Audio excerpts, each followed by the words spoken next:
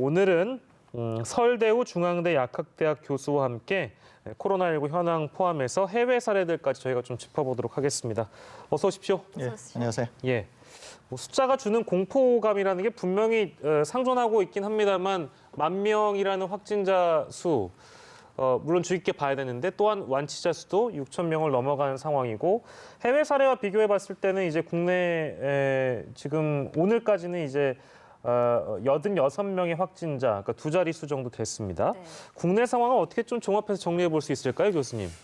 예, 이제 최근에 국내는 확진자가 100명 단위로 나오다가 예. 이제 그저께 89명이 나왔습니다. 그러다가 이제 오늘 새벽 0시를 기준으로 86명이니까 이제 80명대로 접어들었다 이렇게 볼 수 있죠. 그러니까 이제 둔화 기조가 유지가 되면서 크게 늘거나 또 급격히 줄어들지는 않은 이 둔화 기조가 그대로 안정적으로 유지가 되고 있다. 우선 이렇게 볼 수 있고요. 대신 이제 산발적인 집단 감염, 특히 이제 병원, 또 요양병원, 또 이제 교회 등을 통한 산발적인 그런 집단 감염이 계속 생기고 있는데 이제 감염원과 감염 경로가 좀 애매한 구석들이 있어서 좀 주의를 기울여야 될 것 같고요. 또 다른 하나는 외국에서 이제 우리 자국 국민들이 대거 입국하시면서 외국에서 이제 환자들 유입 요인이 좀 있습니다.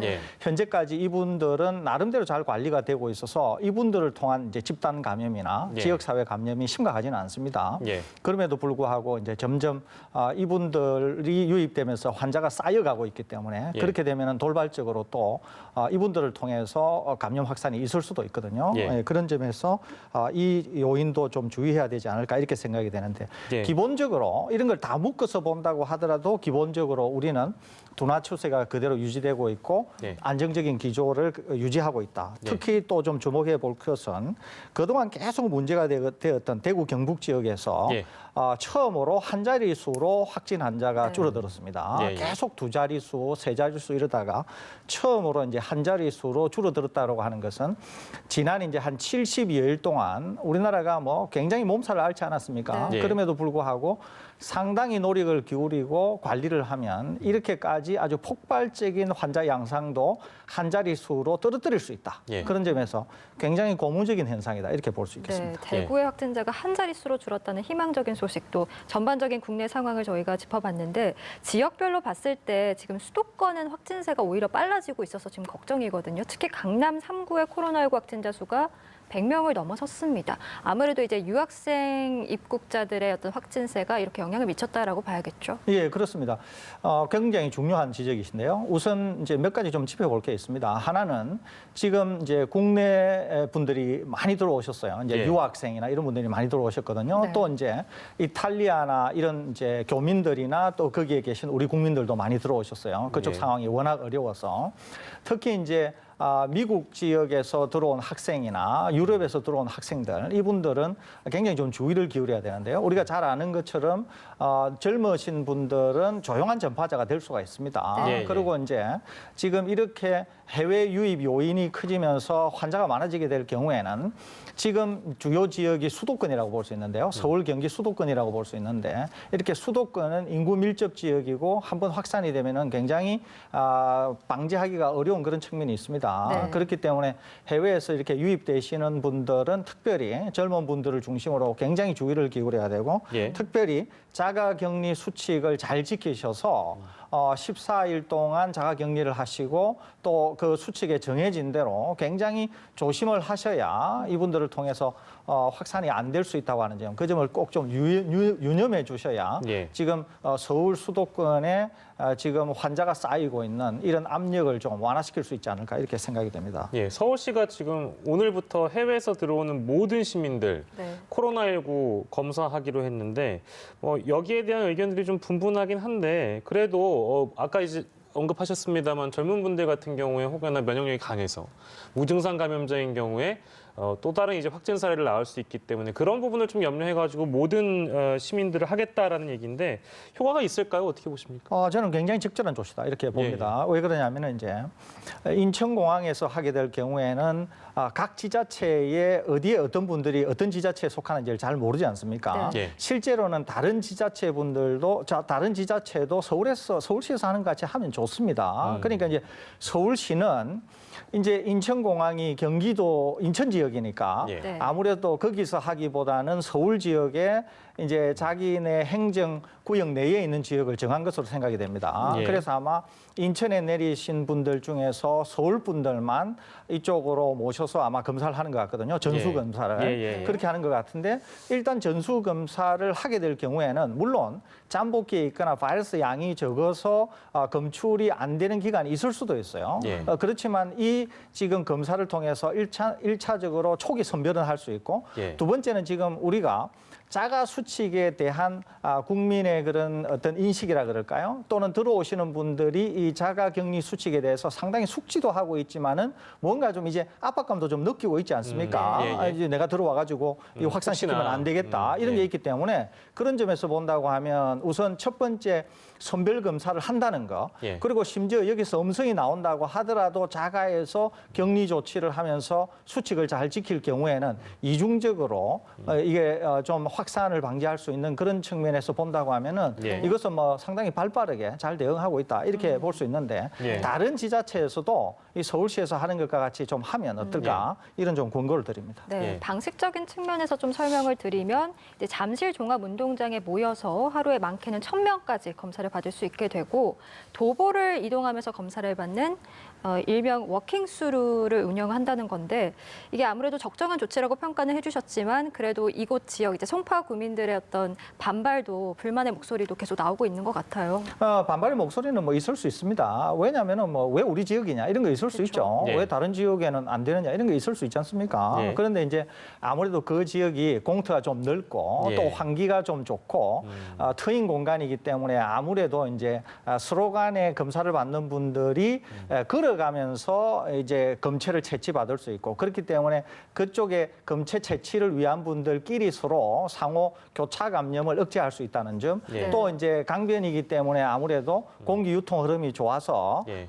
실제로는 뭐 상당히 감염 우려가 없으면서 검체를 채취할 수 있다는 점. 이런 여러 가지를 이제 고려해서 그 지역을 정한 것 같습니다. 그러니까 이 주민분들께서도 그런 점을 고려해서 이 지역이 선택됐다는 것, 또 이 지역이 이런 특징을 갖고 있기 때문에 특별히 이 지역에 무슨 큰 위험 요인은 안 된다는 점, 이런 네. 점을 두루 이해하시면 어떤가 하는 생각이 듭니다. 예, 뭐 이거에 대한 나름의 갑론을박이 있을 수도 있는데 좀 널리 이해를 해주셨으면 좋겠다는 말씀 설대 교수께서 해주셨고, 근데 이게 그 이제 공항하고 너무 먼 곳에 이제 가다 보니까 뭐 이제 그런 거에 대한 좀 얘기가 나오는 모양입니다. 실제 여기 지금 송파구에 출마한 국회의원 후보들도 네. 이거에 대해서는 당연히 찬성한다는 얘기를 하기는 쉽지 않은 상황일 것 같고요, 당연히. 그러다 보니까 이제 이게 이슈로 좀 떠오르긴 했는데 서울시는 아무튼 오늘부터 모든 시민을 코로나19 검사 대상으로 삼고 잠실 운동장에 도보 이동형 진료소를 운영하겠다는 계획입니다. 네. 그리고 이제 대구 상황으로 좀 넘어가 보도록 하겠습니다. 이게 근데 굉장히 심각한 네. 이슈로 어제 보도가 됐는데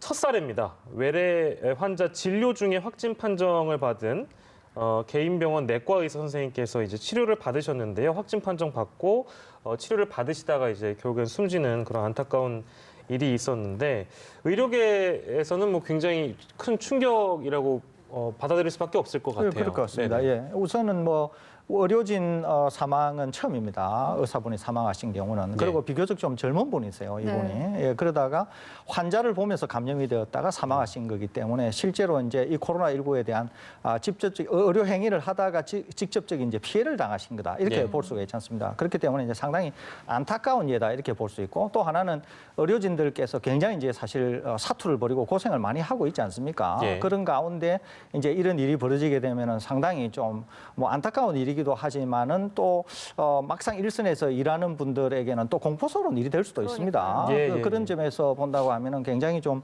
안타까운 일이다 이렇게 볼 수 있는데 이분이 젊으신 분임에도 불구하고 예.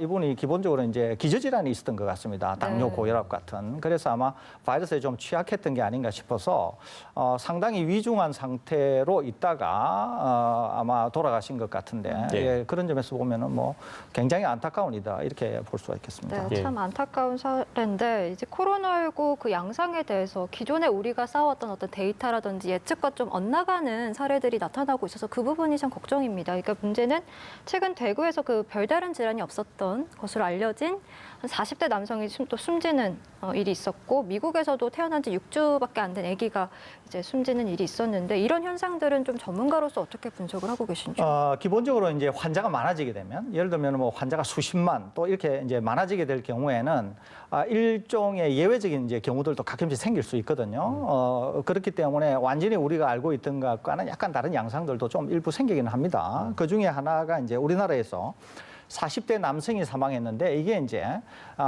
방역 당국하고 또 질본에서 보는 지자체에서 보는 게 약간 시각이 좀 다릅니다. 네. 이제 이분이 돌아가실 때 폐렴을 갖고 있다 그랬는데 이 폐렴이 코로나19에 의해서 발생한 폐렴인지 아니면은 기저질환으로서의 폐렴을 가지고 있는데 코로나19에 의한 두 번째 타격에 의해서 악화가 된 건지 이거는 명확하지 않습니다. 예. 아마 이거는 이제 명확하게 아마 지금 판별을 하리라고 생각이 되고 있고요. 또 다른 하나는 미국에서 굉장히 어린아이, 뭐 영아라고 볼 수 있죠. 6주 예. 영아가 이제 사망을 했는데 이것은 미국에서 사망한 거지만은 아직까지 그 원인이 확실히 밝혀지지가 않았습니다. 네. 그래서 이제 수직 감염 여부인지 예. 아니면은 아이가 태어날 때는 감염이 없었는데 엄마나 그 이외에 다른 어떤 병원 요인에 의해서 감염이 된 건지 또는 아이가 사망할 때 사망의 직접적인 원인은 뭔지 이런 거는 전혀 지금 알려진 바가 없습니다. 단지 예. 우리가 알고 있는 것은 6주 된 아이가 사망했다. 이것만 알고 있거든요. 네. 예. 그래서 아마 이것도 우리가 좀 더 경로를 알면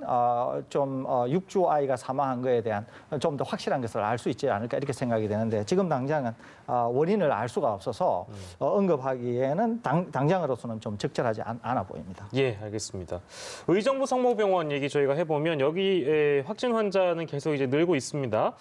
층간 감염도 이제 확산이 돼서 근데 이제 제일 문제인 것이 아까 처음에 이제 설 교수께서 짚어주신 내용 중에는 국내 이제 발생하는 이제 집단 감염 사례 중에 감염원을 모르는 경우가 좀 덜어 있기 때문에 이 부분이 좀 걱정이 된다고 말씀해 주셨는데 감염원이 여전히 뭐 밝혀지지 않아서 이거 어떻게 봐야 될까요?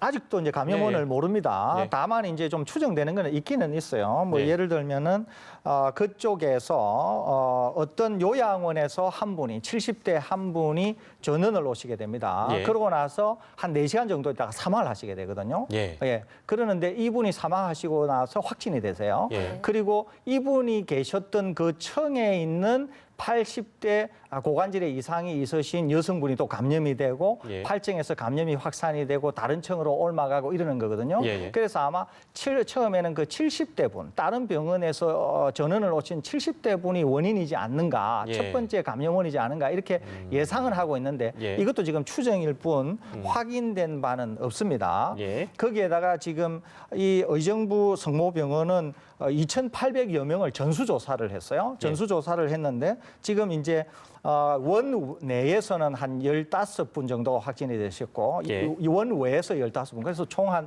30여 분 정도가 확진이 되셨습니다. 네. 그런데 2,800여 명을 전수조사는 하기는 했지만은 이 중에서도 뭐 예를 들면 바이러스 양이 적었다든지 또는 예. 어떤 이유 때문에 검출이 안 됐을 수도 있고 예. 또 지금 30명을 통해서 다른 감염 확산도 있을 수 있기 때문에 네. 앞으로 한 일주일 정도는 좀 더 지켜봐야 되지 않을까 이렇게 생각이 되는데 예.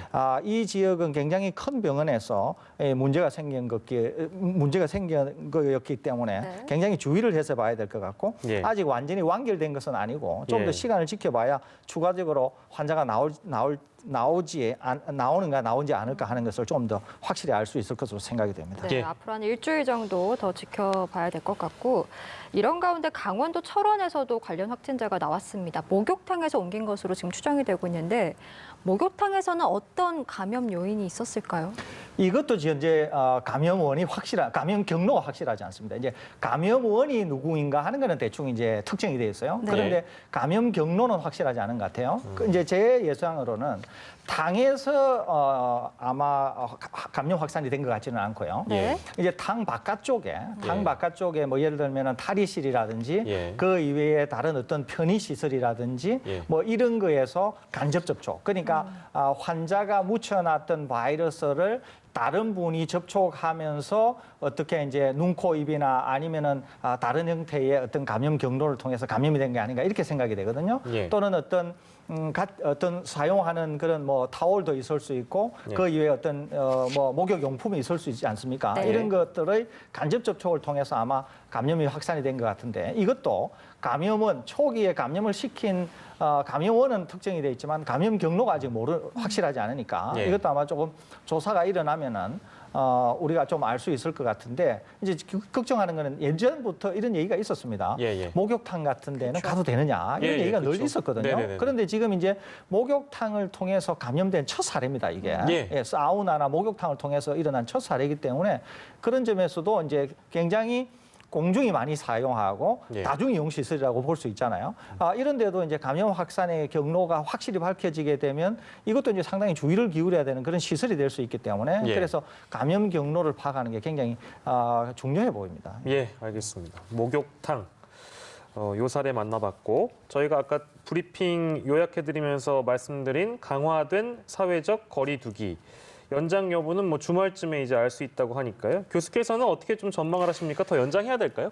그러니까 이제 고강도의 사회적 거리두기. 그러니까 이제 아까 브리핑에서 본 것처럼 이제 행정 명령을 발동하고 뭔가 좀 강제적 조치를 실행할 수 있는 사회적 거리두기라고 하는 데서 예. 소위 이제 생활 방역 체계. 그러니까 모든 개개인들이 생활 속에서 사회적 거리두기를 하면서 또 일부는 경제 생활도 영위하는 생활 속에서의 방역으로 이제 약간 전환해가는 것을 얘기한다고 볼 수 있는데 예. 제가 생각할 때는 언젠가는 옮겨가기는 가야 됩니다. 예, 그 예. 시점이 언젠지는 이제 확실히 알 수는 없어요. 예. 그런데 이제 굳이 4월 5일로 못을 박았던 이유는 이제 어린아이들의 학교 등교와 이제 밀접한 관계가 있어서 네. 4월 5일 날로 못이 박혔던 것이거든요. 그렇습니다. 그런데 이제 이게 이제 4월 9일 날로 연기가 됐지 않습니까? 네. 예. 그렇기 때문에 이게 4월 6일부터 생활 방역 체계로 넘어갈지 아니면은 개학도 연기가 됐으니까 일부 개학처럼 연기가 될지 이거는 좀 지켜봐야 될 것 같습니다만은 예. 제 개인적으로는 생활 방역 체계가 가기 위해서 좀 이렇게 확인돼야 될 몇 가지가 있어요. 예. 그 중에 하나는 뭐냐면은 감염원이나 감염 경로를 모르는 예. 그런 집단 감염 또는 이 지역 사회 감염이 있어서는 곤란하다는 거예요. 예, 예, 예. 그렇게 될 경우에 우리가 섣불리 생활 방역 체계로 넘어가게 되면은 이걸 통해서 감염 확산이 일어날 수가 있거든요. 네. 그런데 이제 지금 여전히 우리가 감염원과 감염 경로를 잘 모르는 집단 감염도 있고 또 곳곳에서 산발적이긴 합니다만은 집단 감염이 이렇게 지역 사회 감염으로 또는 지역 사회 감염이 집단 감염으로 왔다 갔다 하는 그런 경향을 우리가 보고 있지 않습니까? 네. 예. 그렇기 때문에 현재까지 아직도 감염원이나 감염 경로를 모르는 이런 감염이 있다는 거 하나 하고 예. 두 번째는 환자가 많아져도 상관이 없는데 예. 그럼에도 불구하고 이 환자들이 다 통제 가능한 범위에 있어야 돼요. 우리가 처음에 예. 첫 번째 환자부터 28번째 환자처럼 예. 28번째 환자에서처럼 통제 또 우리가 추적 가능한 범위에 있어야 되거든요. 예. 그런데 아직까지 그게 되지 않고 있다는 거죠. 네. 그렇기 때문에 섣불리 생활 방역 체계로 넘어가기에는 좀 이른 감이 있기 때문에 예. 이번 주 중에 이제 뭐 전문가들이나 이런 어떤 방역 당국이 심층적인 회의를 해서 뭔가를 결정한다고는 하고 예. 또 가이드라인도 제시한다고는 하는데 예. 저는 방금 말씀드린 이 두 가지 이유 때문에 적극적으로 생활 방역 체계로 넘어가기에는 좀 이런 감이 있다 이런 예. 생각이 들고 다소 좀 연기해야 되는 거 아니냐 이런 예. 생각을 갖고 있습니다. 그럼 예. 연기하는 시점은 언제까지냐? 예. 방금 말씀드린 그 두 가지 점이 아마 중요한 기준이 되지 않을까 이렇게 생각이 듭니다. 그 두 가지 기준을 두고 이제 연장 여부를 놓고 판단해야 된다. 그 시점에 대해서는 그 전제가 완벽하게 다 마무리가 돼야 네. 그렇습니다. 그 결정을 내릴지 말지에 대한 검토를 해야 된다는 말씀이시고, 그러니까 안 그래도 날씨가 좀 풀리고 그래서 뭐 우리나라 또 뭐 요즘에는 해외 사례랑 많이 비교해서 우리나라가 방역을 이만큼 잘하고 있으니까 나가도 될 거야. 사회적 거리두기 이제 안 해도 될 거야라는 이제 어떻게 보면 그런 인식을 갖고 계신 분들이 더러 있을 수도 있잖아요. 그것 때문에 이제 밖에 나가시는 분들이 요즘에 많이 보이기도 하는 것 같은데 만약에 이제 이런 상황에서 주말쯤에 뭐 이제 모르겠습니다. 정부 차원에서 강화된 사회적 거리두기를 생활 방역 체계로 바꿉니다. 이런 사인을 내보내면 이제 좀 안심하셨던 분들이 더 많이 안심하게 되는 그런 계기가 될 수 있겠네요. 그렇습니다. 자칫 잘못하면. 그렇습니다. 그런데 이제 더 중요한 게 있는데요. 지금 우리가 이 바이러스에서 계속 보고 있는 집단 감염이나 감염의 형태가 계속 밀폐된 공간에서 주로 일어났거든요. 네. 그러니까 예. 주로 사람들이 많이 모이더라도 가령 예를 들면 한강변에서 모인다 예. 또는 뭐 어떤 거리에서 어느 정도 모인다 그럴 때 어느 정도 마스크를 끼고 있다 이러면 크게 문제가 안 됩니다. 예. 그런데 우리가 항상 보고 있는 것은 밀폐된 공간이거든요. 예, 예. 교회라든지 PC방이라든지 그다음에 뭐 어떤 병원이라든지 이런 밀폐된 공간이기 때문에 예. 그러니까 항상 주의를 해야 되는 것은 밀폐된 공간에서 밀접 접촉을 하고 있고 예. 특히 마스크를 안 썼을 경우 이럴 때가 굉장히 위험한 것이기 때문에 네. 실질적으로는 봄이 이렇게 되었을 때 뭐 신선한 공기나 또는 햇빛을 즐긴다. 그래서 그렇게 뭐 사람이 붐비지 않는 곳에 어느 정도 사람이 좀 덤성덤성한 곳에서는 예, 충분히 뭐 야외 활동을 해도 괜찮습니다. 예, 예. 그러니까 계속 주의를 기울여야 되는 것은 밀폐된 공간, 그 내에서 밀접 접촉, 그리고 거기에서 마스크를 착용하지 않았을 때 예. 이것을 굉장히 주의해야 될 것이다. 이런 말씀을 덧붙여드립니다. 네, 예. 밀폐된 공간을 무엇보다 더 주목해야 된다 이렇게 짚어주셨고 이어서 좀 다른 나라 상황도 한번 살펴보겠습니다. 예. 지금 중국 우한에서 첫 번째 발병 사례 나온 지 석 달여 만에 전 세계 확진자 100만 명이 넘었습니다.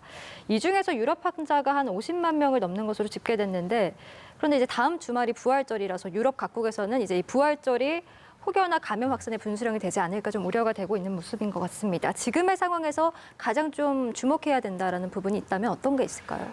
지금 유럽 같은 경우에는 이제 확산이 너무 많이 되어서 뭐 우리가 통상적으로 알고 있는 것으로는 해결이 안 됩니다. 이게 뭐 예를 들면 역학조사도 안 되고 예. 진단검사 이런 것들로도 해결이 안 됩니다. 이게 네. 그렇기 때문에 이제 제가 말씀드리고 싶은 것은 첫째 하나는 분명한 것입니다. 이게 사회적 거리두기가 확실해야 돼요. 사회적 거리두기. 두 번째는 WHO가 잘못한 것 중에 아주 결정적으로 잘못한 것 중에 하나가 마스크 착용에 대한 권고를 하지 않았다는 거예요. 예. 그래서 제가 여러 번 처음부터 말씀드렸는데 유럽이 여전히 마스크 착용을 꺼려하고 있거든요. 네. 마스크를 착용하지 않지 않습니까? 예. 그러면은 엄청난 피해를 계속 감수해야 될 거예요. 그래서 지금부터라도 마스크를 적극적으로 착용하고 당연히 개인위생은 철저히 해야 되겠죠. 그래서 제가 유럽을 어떻게든지 지금 그나마 확산세를 꺾을 수 있는 것은 예. 사회적 거리두기 그리고 예. 반드시 마스크를 착용해야 되는 것. 이 예. 두 가지가 아마 유럽이 처한 가장 중요한 문제지 않을까 이렇게 생각이 됩니다. 예. 미국도 저희가 잠깐 짚고 가보면 미국은 23만 명 넘겼고 속도가 굉장히 빠릅니다. 네. 그러니까 그렇습니다. 하루 자고 일어나면 여기는 지금 뭐 100명, 1000명 단위가 아니잖아요. 예, 예. 그러니까 너무 이제 확산세가 빨라서 미국 상황이 좀 걱정되긴 하는데 아까 유럽 상황 좀 짚어주셨으니까 뭐 미국도 마찬가지로 이제 그런 거리두기라든지 마스크에 대한 여부를 뭐 트럼프 대통령이 직접 나서가지고 스카프라도 둘러라고 얘기를 할 정도로 지금 그 인식이 좀 달라지고 있는 그런 추세인 것 같긴 한데 그럼에도 불구하고 좀 상황 간단치 않아 보이네요. 예, 그렇습니다. 지금 미국이 확진자만 23만 명을 넘었고요. 예. 사망자가 거의 이제 6천 명 가까이 됩니다. 예, 예. 이게. 그리고 어떤 날은 하루에 사망자가 거의 1,000명 가까이 발생하는 날도 있습니다. 우리가 지금 74일이 되었는데 사망자가 170여 명밖에 안 되거든요. 예, 예. 그러니까 우리하고 비교해 보면 아실 수 예. 있잖아요. 하루에 사망자가 1,000명이 나온다고 하는 거는 이건 엄청난 일입니다. 예. 그런데 미 트럼프 대통령이 이런 말씀을 하셨어요. 고통스러운 2주가 될 것이다. 이런 예. 얘기를 했었습니까? 그런데 이제 저는 고통스러운 2주가 아니라 예. 고통스러운 통째로 4개월이 이 4월 달이 될 것이다. 제가 이렇게 예상하거든요. 예. 그러니까 4월 한 달 내에 미국은 굉장히 고통스러운 한 달이 될 것이다. 이렇게 예. 제가 예상을 하는데요. 예. 왜 그러냐면은 미국은 아직도 확산세에 대한 전혀 어떤 변화의 조짐이 없습니다. 그리고 상승 기울기가 너무도 가팔라서 예, 그러네요. 예, 이게 지금 어떤 변화를 보일지 도대체 예측을 할 수가 없거든요. 예. 그래서 굉장히 고통스러운 이 4월 달을 보내고서야 좀 뭔가 변화를 일부 뭐 좀 기대한다면 예. 5월 초나 되어야 일부 어떤 변화를 감지할 수 있지 않을까 이렇게 예. 조심스럽게 예상이 됩니다. 브라질 상황은 어떻게 보셨습니까, 교수님? 이 남미가 비교적 이제 유럽이나 미국보다는 좀 늦게 이제 막 시작하는 경향을 예. 보이고 있습니다. 그러니까 지금 이제 남미 지역은 이제 막 코로나19가 본격적으로 시작이 됐다 이렇게 볼 수 있거든요. 네. 그런데 이제 브라질만 하더라도 지금 이제 확진자가 8,000명이 넘었습니다. 예. 그리고 어제 하루는 하루 만에 거의 뭐 1,000명의 환자가 이제 나왔다 그러니까 네. 이 이제 남미 지역도 지금 브라질 그 이외에 인접한 국가들에게서 이제 상당히 이제 가파른 확진자 상승이 이어질 것처럼 보이거든요. 네. 그런데 이제 아시다시피 브라질이 인구는 대국인데도 예.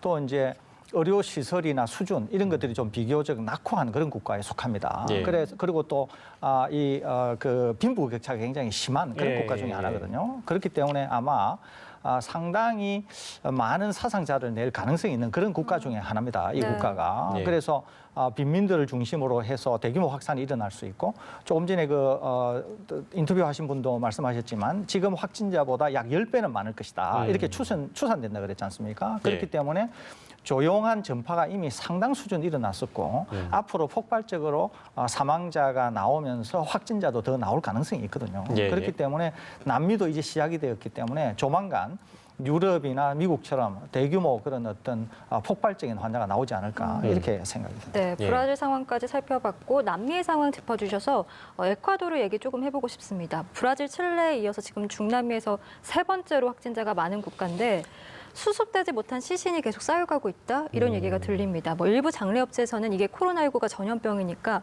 혹시나 사망자를 이제 이 전염병에 전염됐을지도 모른다면서 시신을 수습하는 것을 꺼리는 상황까지 지금 발생을 해서 뭐 시신이 지금 거리에 뭐 방치되고 있다는 얘기들이 들리는데요. 이거 사실입니까?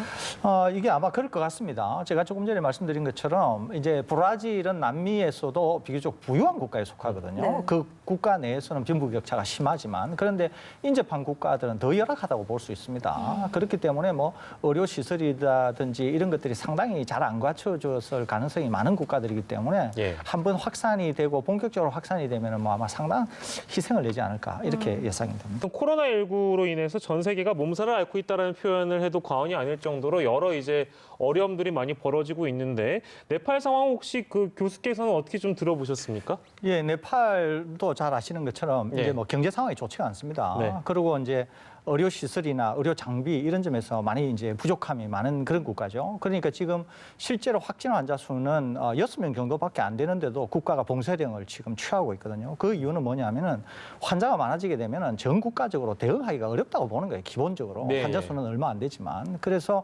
사전적으로 이제 환자가 굉장히 적을 때 소위 말해서 봉쇄령 그러니까 사회적 거리두기를 강제 수단을 동원해서 예. 최대한 이제 막아보려고 하는 것으로 읽히는 것이거든요. 예. 그럴 정도로 이제 확산이 될 경우에는 방제가 어렵다, 방역이 어렵다 이렇게 보는 겁니다. 예. 그래서 그럴 정도로 지금 네팔 상황은 환자가 많지 않음에도 불구하고 예. 일단 확산이 되면 굉장히 어려울 수 있는 이런 국가로 파악이 되고 그래서 아마 정부가 이런 봉쇄를 취하는 것 같고 또 이제 교민들께서는 이렇게 봉쇄가 되게 되면 이제 생업이라든지 예. 이동이 이제 부자연스러워지니까 아마 이제 한국으로 들어오시려고 하는 것 같은데 그 뭐 정부에서 적절한 조치로 이렇게 모셔오는 게 아닌가 이렇게 생각이 듭니다. 네, 예. 알겠습니다. 오늘 코로나19 국내외 관련된 상황들 지금까지 서울대우중앙대 약학대학 교수와 함께 이야기 나눠봤습니다. 오늘 말씀 고맙습니다. 고맙습니다.